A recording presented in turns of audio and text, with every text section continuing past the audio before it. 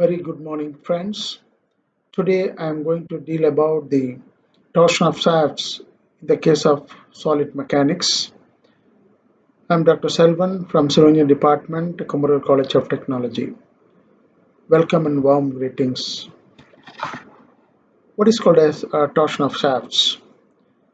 A shaft is a circular in section which will transmit the torque. Due to that, what will happen? It will have a maximum shear stress and also the torsional moment. So it is denoted by capital T, that is equal to capital M also you can put it. So in the case of torque T, the unit of torque is kilonewton meter or Newton into meter. For example, if you are applying an axial load in the case of bicycle, it is converted as the twisting moment or the torque by means of the lever arm.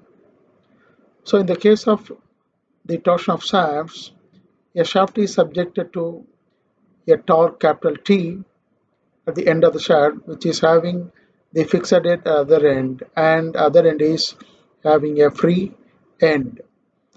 So due to that, what will happen if you are applying a torsional moment? So it will have a torsional equation which will be given by capital T by J is equal to Fs by R is equal to C theta by L, where capital T is equal to twisting moment or the torque which is produced in the shaft, which may be of solid shaft or the hollow shaft. So J is equal to polar moment of inertia that can be denoted as IP or IZ. So what is called as the polar moment of inertia? Polar moment of inertia is defined as the ratio of the moment of inertia about the polar axis to the maximum radius of the shaft. So that will be given by IP is equal to polar modulus is denoted by ZP. So the polar modulus is having a unit of meter cube or millimeter cube. Fs is the maximum shear stress produced in the torsional shaft at any section. So the maximum shear can be used for the design of the solid or the hollow circular shaft. And what is called as C or capital G, it is called as shear modulus of the shaft material. And theta is equal to the angular twist produced due to the applied torque. By L is nothing but capital L or small l, you can take it, that is equal to the length of the shaft. It may be of either 1.5 meter or 2.5 meter, that can be taken from the given problem. So due to this application of the torque, T by J is equal to Fs by R. So the maximum shear stress can be determined by using the equation T into R divided by J. So from this equation you can able to find the maximum shear stress produced on the shaft section. Then in the case of how to find the angular twist, so that for that you have to use the first and third term of the pure torsional equation. T by J is equal to C theta by L. So the material of the Young's modulus or the shear modulus value can be taken from the given material of the shaft. So theta is equal to T by J into L.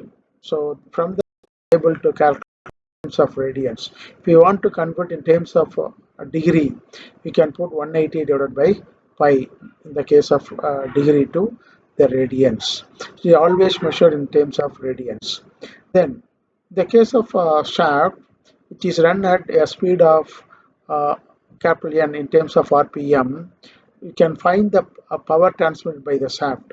So the power transmitted by the shaft, capital P is equal to 2 pi N T divided by 6000 kilowatts, where P is the power produced in terms of kilowatts. It is an empirical equation.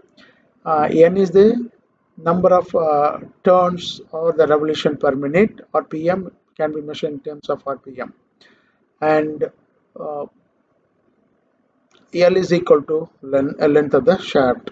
So that can be produced in terms of kilowatts and empirical formula. If you want to convert in terms of watts, you can multiply by 1000. So because of an empirical equation. And what is the polar moment of inertia for the solid circular shaft? So it is nothing but Ixx plus Iyy, that is equal to pi d power 4 by 32. And in the case of hollow circular shaft, right, the polar moment of inertia IP or J is equal to pi by 64 into capital D power 4 minus small d power 4 divided by the R maximum, which is nothing but capital D by 2. So that is the thing. From this you can use the polar moment of inertia. Then polar modulus can be determined. So polar modulus already have defined the ratio of polar moment of inertia divided by the maximum ratio of the shaft, that can be measured in terms of meter cube or millimeter cube. So that way you have to design either the solid circular shaft or the hollow circular shaft. But in the case of a hollow circular shaft, is always having a more economical than the solid circular shaft. Uh, for the same amount of the torque and the speed and the length of shaft and the material is same, the hollow circular shaft is more economical than the solid circular shaft. Thank you very much for patiently listening, and thank you, Ananda.